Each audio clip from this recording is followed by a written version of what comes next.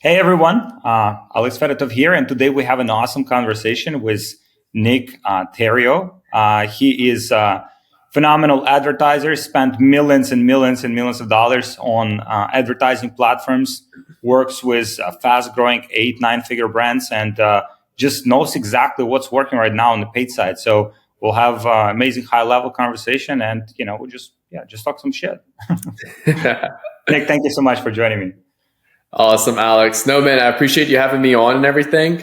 It's great to finally meet you, by the way, because, I know we're both YouTubers in this space, and every now and then I'll have people reach out to me asking me if I watch your content. I'm like, no, I don't. Who is this guy?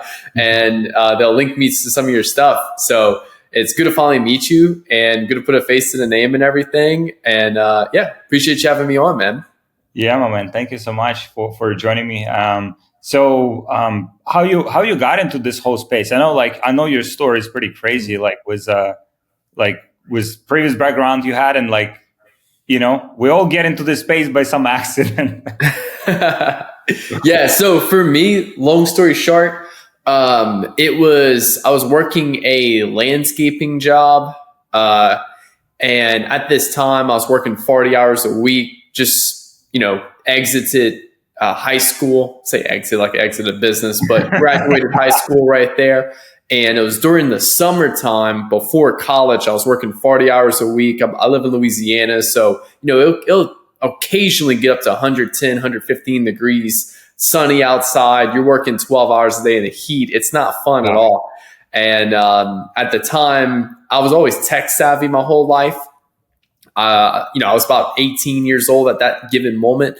But as little as 10 years old is when I had my first YouTube channel where I was making Call of Duty videos. And, over the course from 10 years old to 18 years old, I've had a couple different little YouTube channels that I didn't really take seriously at the time, but just, they were for fun and everything. But I did make some money editing Call of Duty videos and stuff like that for other people. But I never really pursued it as a real business or pursued it as a side hustle. It was just something I did for fun, and people occasionally paid me for it. But yeah, summer 2015, 18 years old, working 40 hours a week as a landscaper. I needed a way to make money online. So I got into what's called Forex trading. I went on YouTube and started searching up various different things. This little video of this 22-year-old blonde Australian girl popped up buying a Lamborghini Gallardo. It was a black one. It was 2007, I think, or 2008 at the time. Her name was Amy Sangster. She, rest in peace, Rob. I think it's Rob Hilmer. But he was really big in the space too at this time. And Amy did probably one of the best marketing, OG videos, just like the Ty Lopez video where, she buys the car, she takes delivery, then it's like, oh, what do you do? I do Forex trading. So I got into Forex trading. I bought her course literally same day after watching that YouTube video right there. And, unfortunately found out to make money with Forex trading, you needed money. So I just dropped $500-600, which was literally a whole week's worth of work for me at the landscaping business, only to find out I needed at least $30,000 in my Forex trading account to even make a decent income off of it. So what did I do? I started another business to fund that account, which was washing cars, because I loved cars at the time. I had a little, lifted 4x4 truck, and I would wash it, detail it, and all that good thing. So instead of paying someone to wash it, I was just like, you know what? I'll just buy the chemicals and do it for myself. Did it for me. A couple people reached out to me after posting some pictures online, just like any other 18-year-old after they washed their truck. Wash a couple other people's vehicles for $100, $200 each. Then I was like, holy shit, I just made $100 in 4 hours right there. So I was like, I'm just going to quit the landscaping business, go in on this detailing business. I'm making way more. I have more control over my schedule now as I'm going into college. And I'm making more to where I can invest into this Forex trading thing to start building up the account. And just one thing led to another. Okay, well, how do I start growing a business? How do I build a business? And one of the things I lacked at the time was attention. And I needed attention around the business to gain customers. So for me, that's where I started going into YouTube, searching on YouTube, what's all the different ways to attract customers, get customers into your business. And, there's a lot of SEO pitching, Google ads pitching and stuff. But Facebook ads specifically was the one that poked out to me. And this was back in 2015. And there was a lot of just like $5 a day budget strategies at the time that worked really well for local businesses. And I was quickly I remember launching my first week of Facebook ads for this local detailing business I just started. I was spending $5 a day. And the first month we spent $500 and made back $6,000 in revenue. Wow. So that was a over 10x return on ad spend right there, attributed back to Facebook ads specifically for this detailing business. So grew the detailing business from 2019 all the way up into 2015, all the way up to 2019. It was actually right at the beginning of COVID of 2020 when I actually parted ways with that business.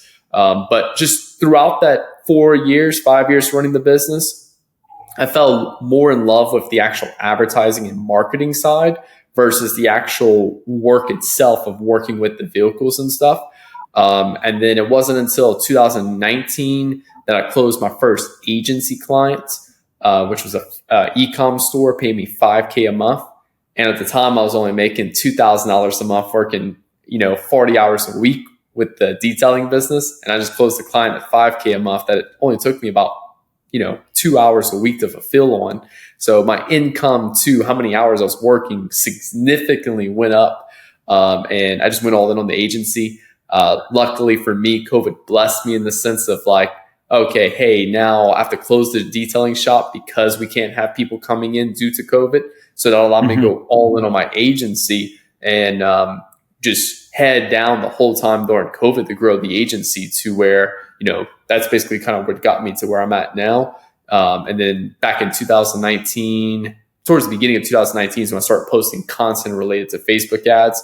And I've also scaled up a YouTube channel during that time now to, just over 50K subscribers, and posted thousands of pieces of content online throughout that period of time. So, that's the long story short of the whole story right there.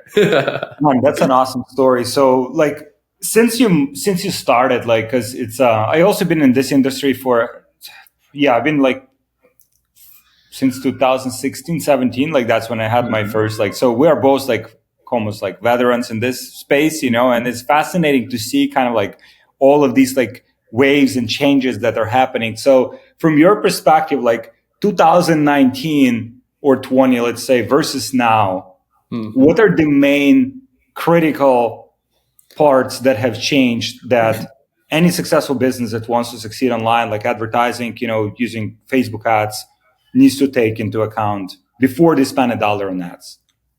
I think the funny thing for me is that I remember in 2019 when I closed my first e-commerce client. I remember closing this client. It was September 2019, September 18th specifically. On that day that I closed this client, they were doing $30K a month. Fast forward, I think 3-4 months later, we got them to $100K a month and profitable, where they were doing $30K a month in revenue at a 1 to 2x or 1 to 1.2x ROAS. So they were not even break even on that $30K a month that they were doing. And we were able to spend the same amount of money, get them to about $100K a month 3 months later. Now, at that given time, I didn't know what I didn't know. So for me, the minute I closed this client, I did what everyone else did. Went to YouTube, how to run ads specifically for e-commerce. And then I discovered there was a couple YouTubers back around 2019. There was Verum Ecom. There's another guy that's super, super notable in the dropshipping space, but he hasn't posted in 6 years. But his videos, people are still praise him on. But I remember watching Gabriel Saint Germain. Gabriel, yes. So I remember watching Verum and Gabriel, and I just spent 2 whole days watching every video they had. And I took some of their stuff. I went set up this account with their proper campaign structure. This account had 50 campaigns going on. They had every single thing possible you could do with Facebook ads going on that account. And they had a 1.2x. So I just simplified the account. I think we had 4 campaigns I set up from Gabriel and Verum's YouTube videos I learned. And just changing the campaign structure allowed us to go from 30K a month to 100K a month. And at the time I was like, well, I'm a genius. I just got to go take the same account structure and go apply it to all of these other like e-com businesses that want to work with me. And I remember taking that structure and applying it to like 5 more accounts right after that. And all of them flopped. I was like, well, what the hell? I thought I knew Facebook ads.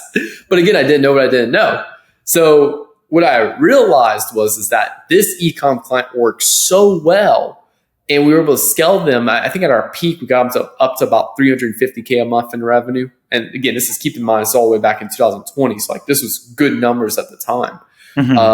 What I didn't know was that this client was really good at producing ad creatives. It was a women's clothing brand.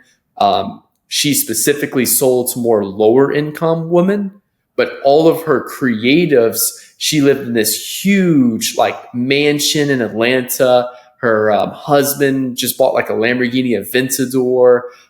So she was selling like this like rich lifestyle she was living in. She was in every creative. She was the model. She would talk in the videos and stuff. Here's this new shirt I just dropped today. We've been hard at work, blah, blah. Here's new clothing. So she was really good on the creative side. And I thought everyone was just naturally good like that. So then the minute I started going to apply that same ad account structure to other people, it's like, well, shit, like they don't have the good creatives. And I didn't realize that at the time. So then I went from, hey, it's like I was day trading in that ad account, spending, 8 hours a day, like every hour adjusting budget and tweaking little things in the ad account, to where now it's like, hey, I spend maybe 5 minutes in the ad account a day, and the other 7 hours and 55 minutes, it's all creatives. And I think that's just the biggest shift I've seen over the last 4 years. It's that it's creatives, landing page, offer, and AOV. If you master those 4 things right there, that's going to be where you're going to see your large jumps, your quantum leaps in revenue that you see these other businesses doing. And you're asking yourself, why can't I do that? Do you see like these days, do you see like image ads working like well, or like you mostly focusing on video creatives? I always tell people it depends on what you need to show someone to create belief in your product or the idea that you're trying to sell people on. So there is some cases images work better. There's some cases videos work better. I think a good creative strategy in general, you're testing both and you're seeing which one works better. But for me, it's always asking myself, what do I need to communicate to the customer? For example, this week, at the time of this is, July 3rd of this recording. So tomorrow we have July 4th. We launched July 4th sales on all of our stores this week, and it is pumping really well. Little golden nugget for y'all. Anytime there's like a sale or a holiday or something like that, just take your current offer that's working really well and just rebrand it. You don't need to change the offer, just rebrand it. And we did that this week, and it's crushing on all of our stores. Well, I've seen so many other people complaining about performance this week. But anyway, like statics are crushing this week because literally all I need to communicate to someone is 4th of July sale. That's it. Whereas if I'm taking someone from like unaware, problem aware, solution aware, product aware, I either need a long form landing page or I need a video, like almost like a VSL style video. And then the other thing is how can I communicate something in as few as words as possible or as short as possible? So I could go ahead and, spin, for example, we have this one client, he sells this pool cleaner for a pool, and like a 5-second video of this product and use is all you need to be like, I need that. That solves my problem. Whereas this student just came to me and was like, sent me this like 5-page long advertorial. And I'm like, this is going to perform way worse because you want to communicate what you need to communicate to someone as short as possible with the most amount of proof. Your videos do that already. So it depends. Some accounts, all video, some accounts, all photos. But for me, test a little bit of both. So that way you open yourself up the possibility of one performing better than the other. Any of your clients currently doing well with like VSL kind of format? Yes. We have one client in the medical insurance business. And I mean, I know one VSL I wrote 3 years ago. He spent over 600K on that one ad at a 5x ROAS. Yeah. So, and then I literally just before this call today, I think VSLs, I come from the personal brand niche. So VSL for me is like we're creating a landing page with a VSL on it. Whereas now other people are like seeing VSLs as just a type of like long form video. That's right. A Facebook ad. I like testing both. I'll take that long form Facebook ad and I'll put that on the landing page and drive traffic with a static image to that landing page with a VSL on it. And I literally just set that up before on this call. Those do work really well too. I love it. Yeah. We have very similar, like, and it's, I love that you're like, in terms of understanding the stages of awareness of the market, understanding, differentiating points about the product and creating that belief. Because like at the end of the day, if you run like an e-commerce business, selling physical product, even digital product, like selling like a course, right? Like we're selling like a coaching program, or selling like physical product. At the end of the day, is just changing the beliefs that people have. So they have certain beliefs that they have.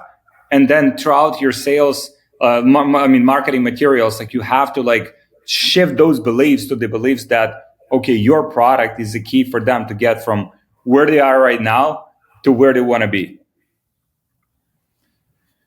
Yeah, that's solid right there. I mean, that's huge. And that's like for me was like one of the biggest things right there. When I started going into creatives and stuff, it was like, how do I just become, because I'm a person right there of like, I want to do as little work as possible and make as much money as possible, just like anyone else.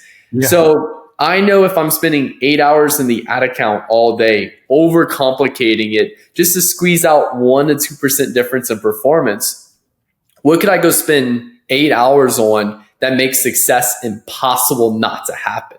And it's like, okay, well, cool. Well, you have your creatives. That's what people see and click on. Then you have people to a landing page. Landing page is, I look at the landing page is just like if you go in the mall and someone starts talking to you in the mall, trying to sell you on something, like those little people that stand kind of in the middle of the hallways. And it's like they have the shoe cleaner, or they try to get you on like a new phone plan or something like that. Like I look at that as the landing page. Landing page, the ad gets you there. The landing page is literally the digitized sales process. And then you have like your offer and then your AOV, like post-purchase upsells and stuff like that.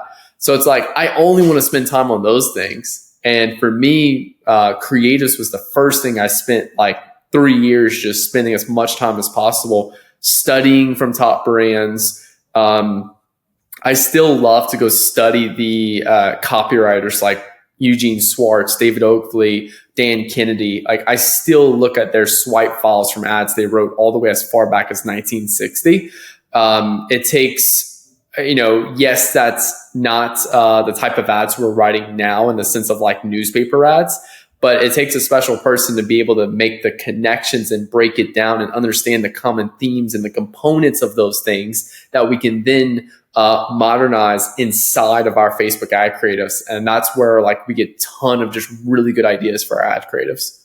100%. So let's say, brand like that's doing, let's say 200K a month come to you and they say, okay, next like 12 months, I want to be at like $1 million a month, in sales profitably.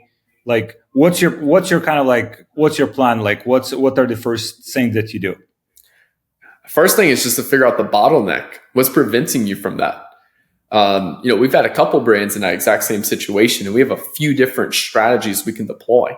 We had one particular brand. They were at 150K a month.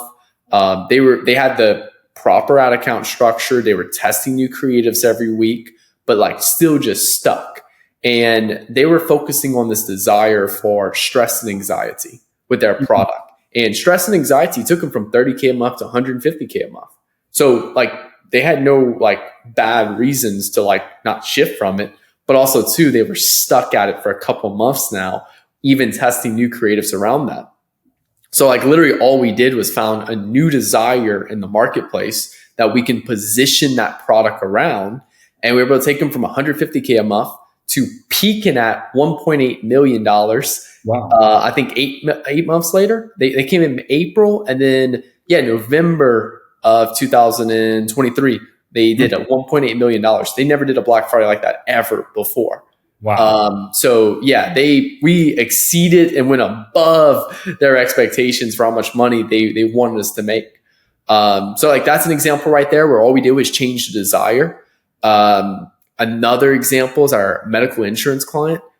We took them from $1,000 a day of ad spend when we first came on board to spending over $9 million for them in the last 3 years. Mm. And for them, literally once we got them to, I think like 10K a day in ad spend, it was literally just changing the market awareness level because we realized that everyone we were marketing to for this product, a lot of people were unaware. So we had to open up an unaware market awareness, which, is like one of the hardest markets to open. Oh, yeah. When you do, like when you open an unaware market, like you are printing money for years off one ad.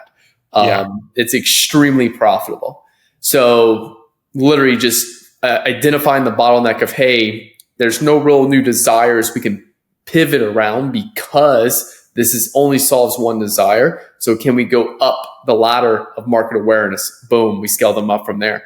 I love that.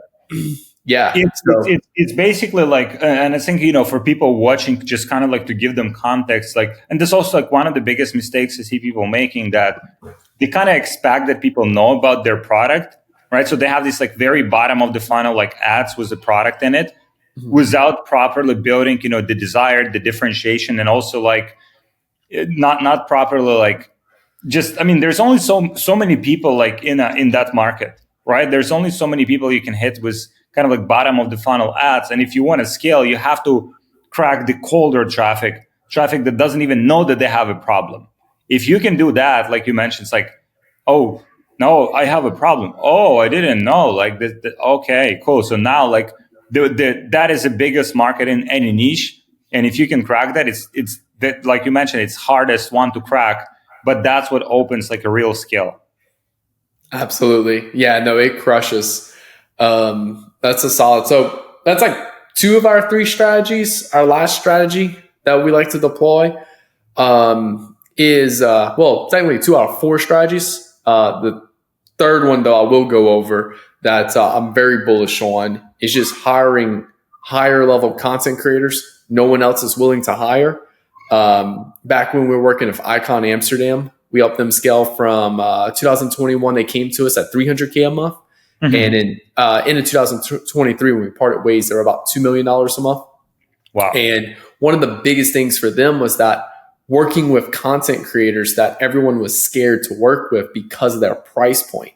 So it kind of goes back to like old days of advertising where they would pull these celebrities and use celebrities in their TV commercials because it's not the celebrity actively endorsing that product. It's just a celebrity in the commercial. So people are just, oh, hey, I love that celebrity. Oh, that celebrity's in that person's commercial. I want to buy from that person or that commercial now, or that whatever that business is. It's not necessarily an endorsement. It's just the fact of like, it increases the trust and the likeness of that brand now from using that celebrity. Who are the modern day celebrities now? It's niche influencers who, let's just say, for example, like one of our clients is in the firearms niche. So all we did was there's clients that this client went and pulled in a couple of the biggest influencers for the firearms niche, paid them 10x anything you would pay a regular content creator. But now, like, we added 200K a month in revenue to this business just from that right there. Because now we're working with higher level content creators everyone else is scared to work with. So that's been another one right there where it's like, especially too when product saturation starts to happen, how do we stand out from everyone else? And that's where like we go into that other strategy I have, which is market sophistication, which all market sophistication is when someone's getting hammered with ads, how are you standing out from everyone else? And that's like one of the ways right there is just use higher level content creators. Yeah, you can make better ads and do all these other things, which still works too. But this is just an easier strategy to take with content and messaging you already know work to execute on. Yes, such a good point. And it's it takes balls to do that, right? It takes balls to invest in like Yeah. And it's also, I think, overall, like the bigger kind of like influencers, I think there's like they might have like a reputation for like, oh, it's like they cost like, bunch of money, and they also like don't convert. But like you mentioned, if that's like amplified with ads, if that's like a layer of like trust that you're creating, like when they see your ad, they're associating the ad with your product, like they're associating the celebrity with your product, and celebrity already has a trust. Then like layering out, like it will make the performance of all of the other assets that you have, all of the other ads, like just like amplify them significantly. Absolutely. And that's the biggest thing we've seen every time. And like, I'm talking about people that have like at the very, very low end, 100,000 followers, and like at a high end, 600, 700K followers. And you're looking at probably paying about $1,000 to $2,000 per video. Now, these people aren't posting on their platform either. This is literally just sending you a 30 to 60-second video they filmed with your product, and them using their personality as part of the video. So like some creators have their own like way of filming, their own unique kind of like style. So you're still allowing them to have their unique style, but only saying the things that work. So you have to have winning messaging. You have to be scaling to do this correctly. I never recommend anyone doing this in the testing phase of trying to figure out what messaging works for their brand. Yeah. And it's, Dr. Squatch, right? They got like recently.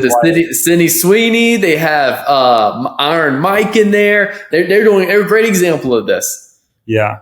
And I personally think that also like contributed big time to their like overall like brand value and brand equity, in the space. Like if you're associating your brand like with these kind of celebrities, like, okay, now it's like, even like, let's say you selling your brand will be looked at like differently, because like now it's like, okay, this is like legitimate brand. If they got these celebrities to talk about it, like if they're associating with them, then it must be trustworthy. It must be, something that, has a lot of like legitimate brand equity in the space.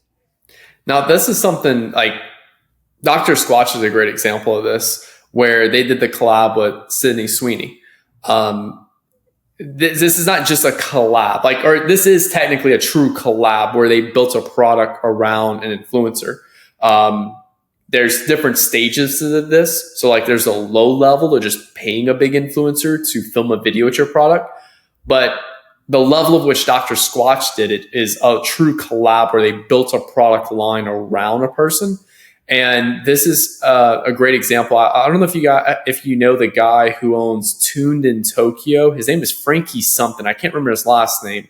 But the website's called Tuned in Tokyo. I got to listen to Frankie's talk at a mastermind I attended. And one of the things that he leveraged to hit $1 million months with his brand was just simply do collab with big influencers, where he would specifically go after people that like could add an audience he would just never reach because he never did it like a collaboration with that person.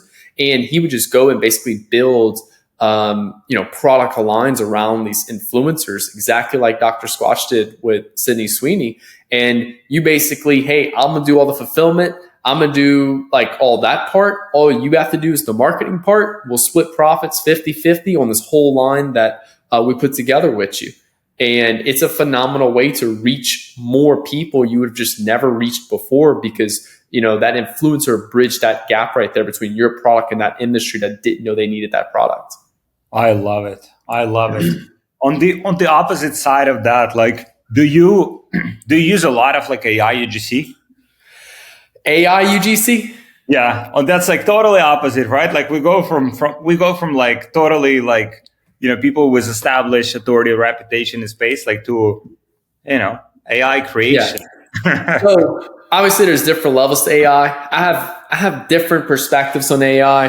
I went through like a big, deep rabbit hole of AI, and I'm just kind of coming out of it to where like, okay, maybe it's not for everything in my day-to-day, but it is good for a few key tasks and stuff. AI UGC is pretty cool. We leverage ARCADs. That is something that, I was already doing months before, like actually, working with them on a few brand deals and stuff. ARCADs is phenomenal. It's an easy way just to like pump out a script, give it to your little AI creator. What I love, the format I like the most is just the slideshow or B-roll, a video on the screen, and then you have the little ArcAds creator just kind of pivot between the two corners of the screen. So a lot of editors will just have them in one spot. You want to do like a couple seconds on screen, come off, pop up on the other side for a couple seconds, come off, and just keep doing that. And that way people don't have enough time to zoom in and be like, that's AI. So I usually do it about 2-3 seconds at a time. They appear on the screen, then I'm bouncing back and forth between corner and corner. And it works really well. Just kind of add this like storytelling element to the video itself. I love it. And so you've seen some of those ads like performing well? Absolutely. Yeah. We'll do a couple, like just an easy win for everyone watching this. Go pull up the top 10 questions and top 10 objections for your product specifically. This is where we'll get to like the product aware stage of advertising. And all you go do, support inbox, comments, top 10 questions, top 10 objections. Go make an ad for each objection, each questions. And it's the ArcAds creator answering that question or answering that objection right there. And that's going to be your lower funnel creatives. That's also going to be in line now with the sales process and exact thoughts someone has going through their mind after they've seen your product and been to your website and stuff. And those work really well right there before you go pay maybe $1,000 or $2,000 to have a bunch of UGC videos filmed around those 20 questions or objections. I love it. I love this mindset because I have also like the same mindset, like, because it's so like, I think it's so correlated with conversion rate optimization, like on the website. Mm-hmm. Like, so for example, the way I like to think about it is, let's say you have 100 people coming to your website, mm-hmm. and you have conversion rate of, let's say, 3%, kind of average e-commerce conversion rate, like 3%, which means 97% of people that came to your website, like, didn't buy. Yeah. Okay. So obviously you can't convert everyone. You can convert like 100% of people. But like you mentioned, let's say with frequently asked questions, with most common objections that people have, if you answer those, let's say you get like an extra percent over the line, right? Maybe they had those questions in their mind and you retarget them with those ads. Like now, like, boom, my question's answered. I'm ready to buy. You like speaking directly to what they had in mind, like, and the objection they had on their mind, like why they didn't buy. Like now you're answering that. Now that's how you increase your conversion rate, by having this like kind of just, I mean, at the end of the day, like all of these things, like, and just kind of like the common thread, like everything that we talked so far. And it's so, my view on this, our views are so like identical. Basically, it's literally just like understanding. It's like you can read like all of the books, you can, watch all of the courses, but at the end of the day, successful businesses that are able to spend a lot of money on ads profitably, they really understand their market. They really understand who they're selling products to. They really understand like why people don't buy, and they know how to bridge that gap of trust to their customers to position the product as a solution to the problem that customers have or something that people are missing in their life. And that kind of like understanding and research phase is what most people skip, for the most part. Like they're just like, yeah, I'm going straight to the ads manager. Like I'm going to play with, settings, instead of just like really understanding who is their customer, like, and how is their product different from any other product, how they can position it to the best benefit of that customer. Yeah, you couldn't have said it better. It's good to finally talk to someone that actually has the same beliefs, because it's crazy of how much marketers I get on like Twitter and like Instagram that have decent sized followings, and it's like they've grown successful just telling people to do CBO or ABO, and it's like, I mean, look, that's a whole nother conversation right there. But long story short, the main thing which makes people successful is these key marketing fundamentals and looking at that full customer journey right there. And then how can we squeeze as much profit and money out of those customers going through that journey?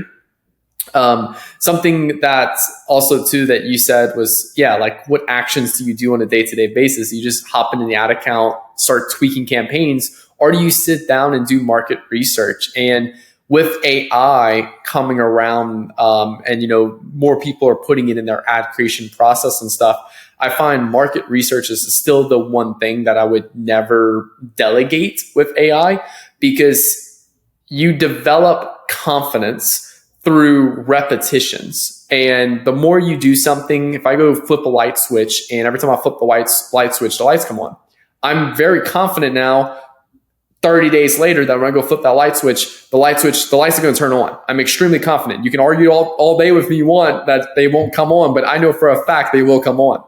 So to develop that level of confidence, you have to have repetition. And for me, market research and seeing a repetition of a problem a customer has, seeing repetitions of a particular customer avatar that's buying, that's something right there you can't just get from AI by saying, hey, tell me who my customer is. Because AI will just spit it out and you'll be like, all right, cool. But you have no confidence in that because you haven't personally witnessed it for yourself. So for me, if we go down the AI route, market research is the only thing that I still will refuse to delegate to AI. But once I do that research and have that confidence, and then I can give AI the whole Google Doc of here's specifically as my customer, here's all the things about them. Now here's my product. Now let's start writing headlines. And I'll clearly know what headline works because I know who my customer is now. 100%. And on that note, the way we do it, we do it the same way. We have this these documents. It's called I forgot. It's kind of we call it internal. I forgot the name, but it's basically list of 5 different documents that are consolidated from all of the research that we have done. Mm-hmm. So one of them is about the avatar, who's the avatar, what their problems are, how they're talking about their problem, what their main pain points in their life. Sorry, my kids here in the background. Yeah, good. So the main, pain points in their life, both physical and emotional, depending on the product. Then also another document is necessary beliefs. What are the beliefs that people have right now, and what are the beliefs that they need to have in order to buy the product? Another document is just the offer document. And another document is just deep research. So we do the deep research, using AI. I think Gemini actually does better deep research than ChatGPT in our experience. But so that's kind of a combination of both AI research and also the manual research. And then we have these humongous documents, they're 50 pages long. And so whenever we want to script any ads, whenever we want to write, any long form copy, even the copy for landing pages or the, scripts for the ads, those documents we feed into AI. So AI has a great context about specifically what we're looking for. Because you mentioned, it's if you ask AI generic question, it will give you generic answer.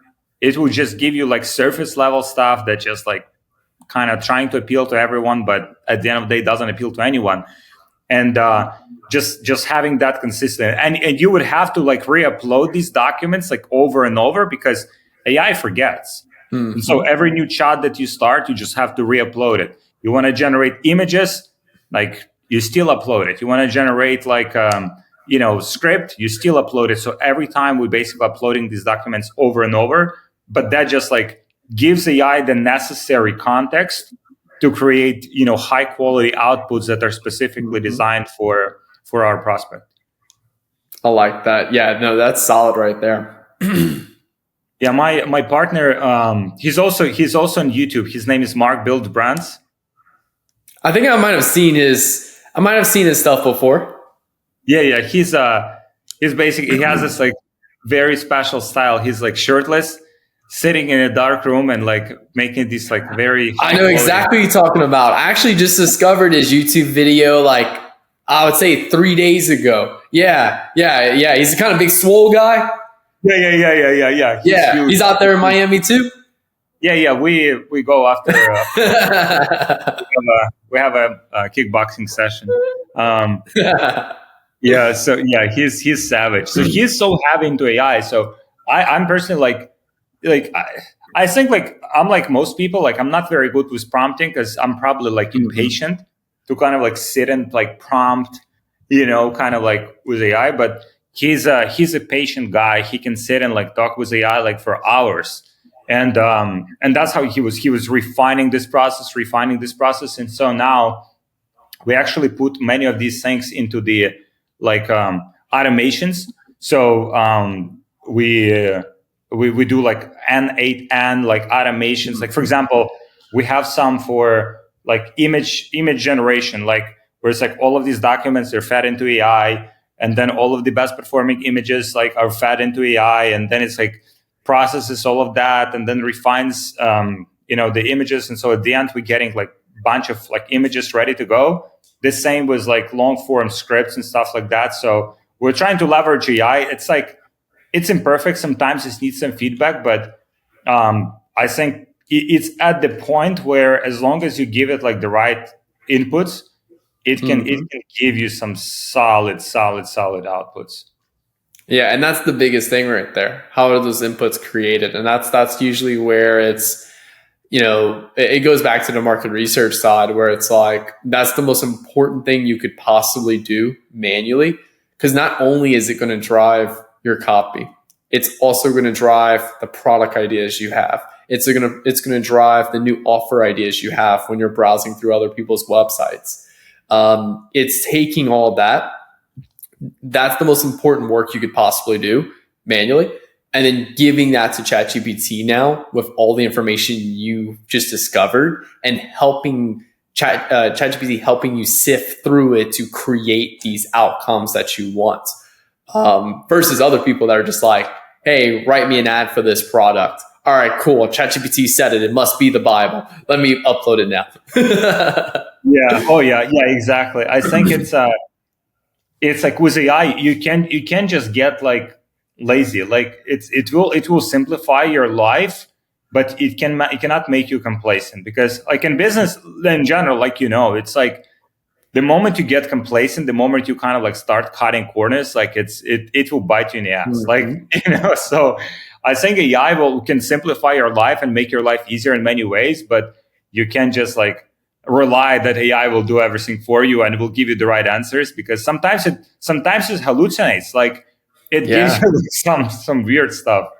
It'll give you like, cause I think that the biggest thing with AI is that it'll give you whatever answer you want. Yeah. Or whatever answer it thinks you want to hear. So usually like there'll be times where it gives me an answer. Like, I'm like, I know that's not right. Yes. And I'll be like, hey, that's not right. Oh, okay. And then like, they'll give me another answer. And it's like, that's right. So it's like, if you don't know your customer already, then how do you know what AI is giving you is correct? And that's it. And let's say you're writing copy, like if you don't know what good copy is, right? And you're just taking what AI gives you and taking it and like running with it, it's like, I mean, it's like flying blind. It's like, you're taking something from machine, and you cannot even judge it if it's good or not. Yeah, and that's a big thing right there. So like for me, I just had to pull myself out of AI a little bit because I was going too deep in it. I felt like I was getting dumber because all I was seeing was AI copy consistently.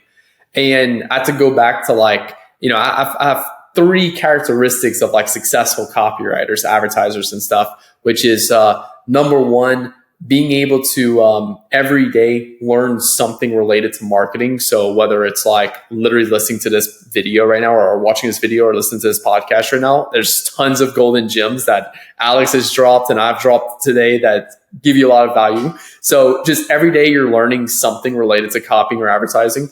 2, I'm super big into professional athletes. I box every day and I love boxing in general. So like I'm always studying boxers and football players. I just went and watched this new F1 movie and stuff. And one thing that they all have obsession over is reviewing their previous gameplay. And in that sense right there, where it's like, all right, your gameplay as an advertiser is the creative you just launched. Go review that and figure out what went right, what went wrong, and what can be improved. That's the only 3 questions you need to ask yourself for every single thing. and it's going to put you in a mentality of optimization. So you're learning, you're going ahead and practicing and reviewing, and it's going to allow you to build better. And then the last one is just simply having some level of like, studying the competitors and, getting coaching and stuff to where like you're also seeing not only your ads and reviewing your own stuff, but you're also reviewing other people's stuff. So you have something to kind of measure it against. And that's why I love looking back at some of the old ads. Or if I'm going in like the Facebook ads library and stuff and looking back at ads, like I'm only looking at things that's been on for at least 3 months. So I missed this big chunk of testing right here and only seeing the stuff that's been on for a while. When you're constantly obsessing over this and looking at these different things, you're programming your mind to quickly be able to identify what a good ad looks like and a bad ad. But if you're just in ChatGPT all day and ChatGPT keeps giving you prompts, like ChatGPT will slowly just give you worse answers in a thread the longer you keep it open. And I find that's what happens to our minds. The longer we just stay open in ChatGPT and we just sit there and look at ChatGPT copy all day, you just get worse at copy in general. I do find that it does have like a really good place for when you've already done that and put everything together. One thing that I also love using AI for when I'm writing copy is, let's say, for example, like I was working on this product the other day. It was a gum with nanohydroxy thing, the remineralizing gum. It's kind of popular right now. So like for me, I'm writing copy down. I'm writing all the features the benefits. Then I'm like, okay, like I don't know what this product is. Like I want to understand more about this, not the product itself, but the feature itself. So like, for example, it's like a C4 right here. So they have like caffeine as one of the features in it. So I want to learn more about that particular thing, how it works, how it's used. I could go sit there and like try to do Google searches and stuff, but to speed up my copywriting process, my research process, it's like, hey, ChatGPT, like give me a detailed breakdown, deep research around this one specific ingredient. And that's when I was able to find out that like this particular ingredient was developed by NASA scientists. I'm like, oh, that's a golden gem right there for an ad creative. This thing that NASA scientists has created to whiten teeth, but never released to Americans. And then boom, there's your ad angle. Yeah, unique mechanisms. And it's like, no matter which niche you're looking at, no matter which like product category, either it's apparel, like health, beauty, gadgets, pets, all of the categories are saturated as fuck. Like, kind of like, I mean, there's a lot of competition. And so let's say you're selling like a supplement. Like, you go on Amazon, there's like 5 million supplements, right? And so like you mentioned, that research that you do like allows you to find these like smaller nuggets, like smaller like unique mechanisms or like parts of the unique mechanism that will allow you to differentiate your product. Because the way I look at it is like, if you want to sell your product, it's not about like it's not even about having like a best product. It's about having a different product. Like it's something that like, oh, this product, like hydro, like whatever, like this ingredient, like, oh, I had like low energy all my life. I have these like, afternoon like drops in energy because like I'm missing this like one ingredient. Like, and so, and being able to position products this way, I think, because what's the other alternatives? Like, let's say vitamin D, like you're selling product with a vitamin D. And let's say everyone is selling product with vitamin D. There's like 300,000 vitamin D supplements. So let's say your vitamin D is made like using special like fermentation like strategy, like or something, right? Like that, like if you can find these like little nuggets, then you can kind of like in a way like shit on all of the other products. Okay, this is why those other products don't work, and this is why this product works, and that's literally like that differentiation strategy. We've seen it with we run like e-commerce brands, and one of our brands, like we've been like getting like 3% like conversion rate, about like $120 AV. So it's decent. So it's not bad. But it's like we've done the research and we realized that all of the ingredients that we have in our product are just like too generic. Like people can get those ingredients like anywhere. And so we added these like 2 ingredients that are like have scientific studies behind them, that like you go on Amazon, like you only find like maybe like 3 supplements that have that, and they're all like super expensive. So we added these ingredients to the product. We started advertising, like conversion rate like just increased 30% because the product is different. And I think that's like one of the ways, like for people that are specifically like in competitive markets, like it's like, yeah, because that's one of the questions. Let's say client comes to you, right? And you ask him like, okay, how is your product different? Like, it's a very simple question, right? Like, how's your product? Why your business should exist?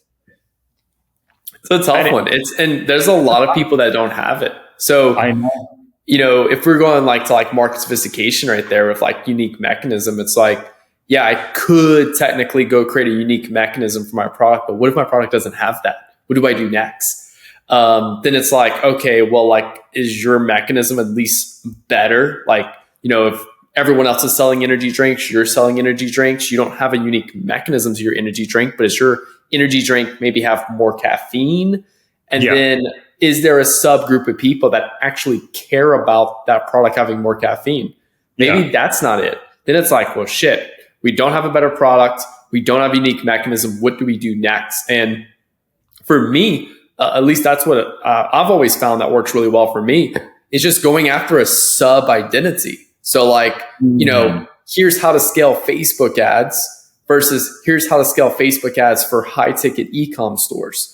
You're only focusing on a smaller identity, which a lot of people will look at that as a negative thing. Like, oh, I don't want a smaller market share. It's like, no. You're going to get 0% of the big market share, or you get 100% of a small market share. And that's worked really well for us for the e-com brands, where it's like, we have this one particular e-commerce client right now. They sell extremely generic product. And literally all they did was they do 500-600K a month in revenue. And like they scaled like that overnight. All they did was took an extremely generic e-com product and found a couple different sub personas of people that could use this product.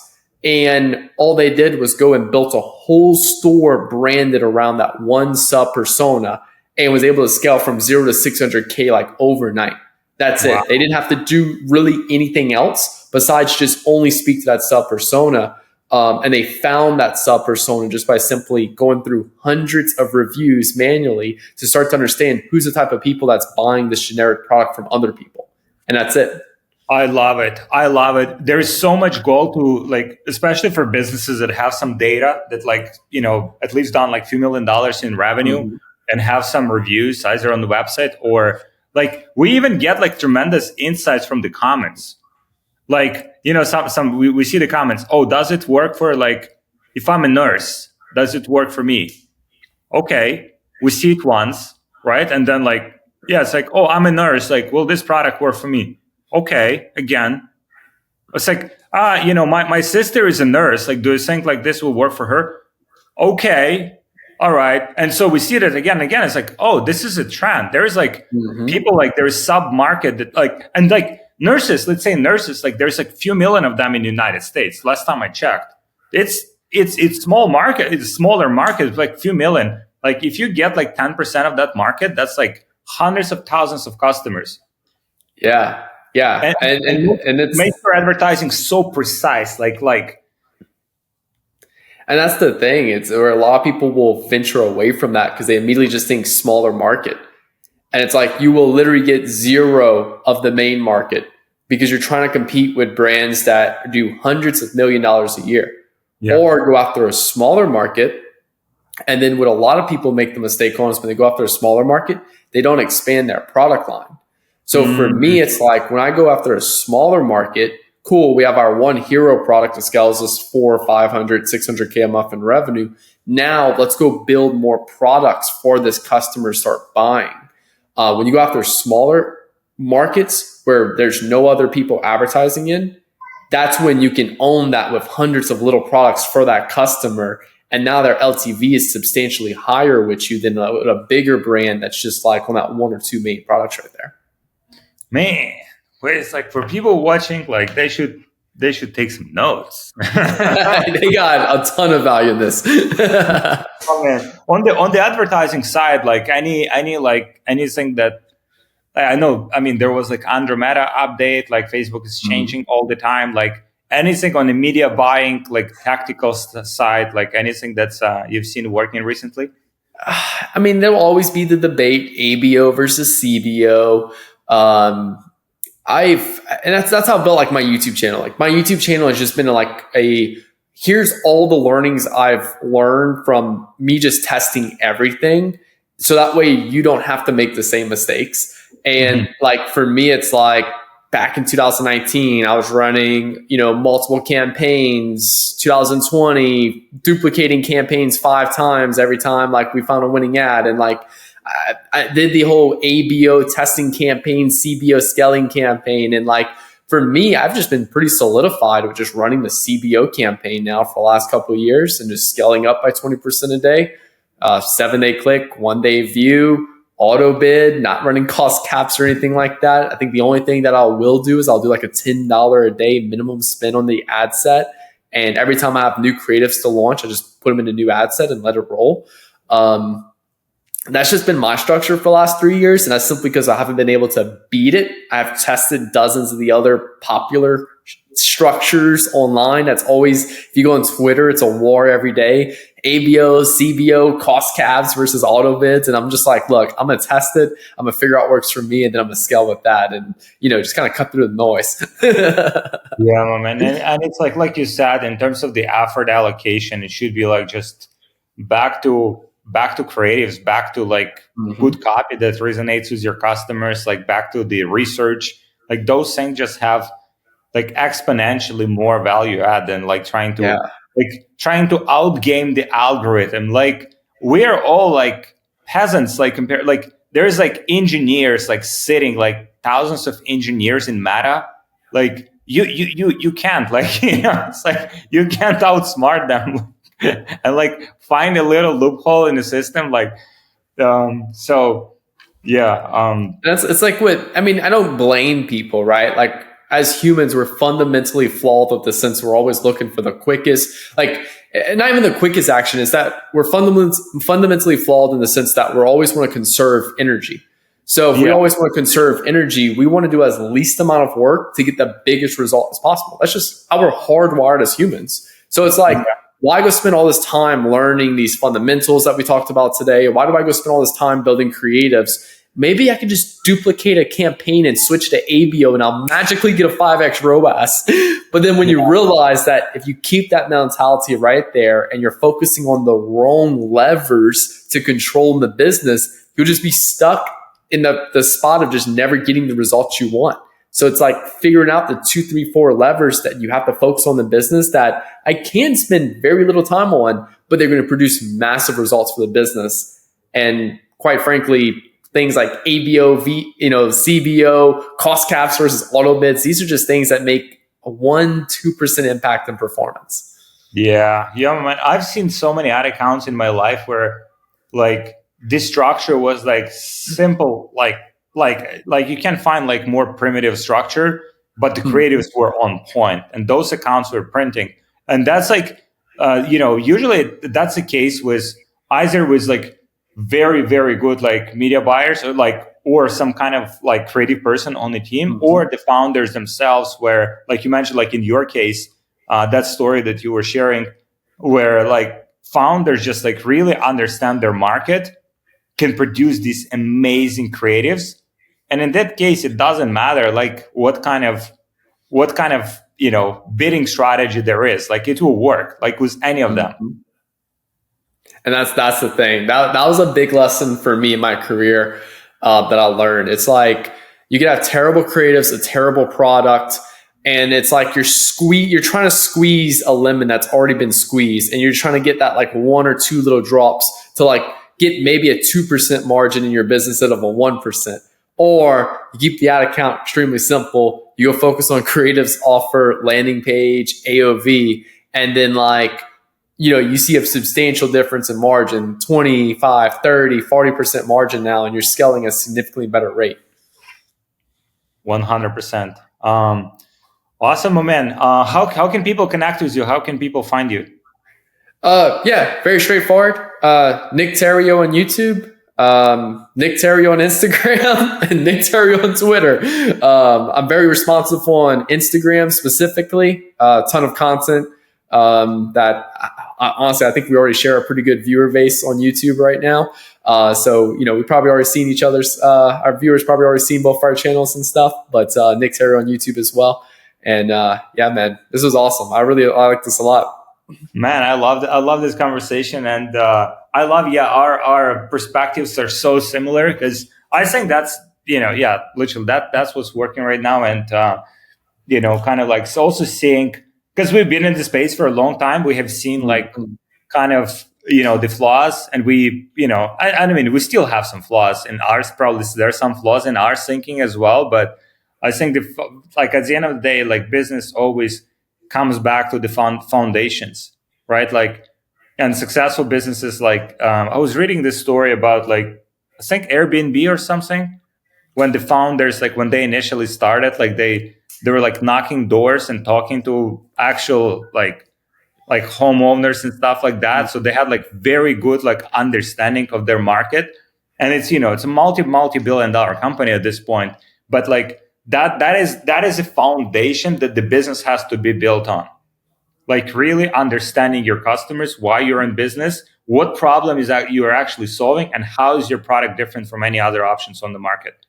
And if people have that foundation, I mean, everything else, is an upside. Like you can figure out like any traffic platform, different platforms have different, formats or different kind of like technicalities, but as long as it is built on that strong like foundation, it's like the business will crush. Mm-hmm. You said it perfectly, man. I couldn't agree more. My man. All right. Yeah. Thank you guys for watching. Yeah. Check out Nick's. Your tutorials are fire, by the way, on YouTube. Appreciate it, man. Thank you.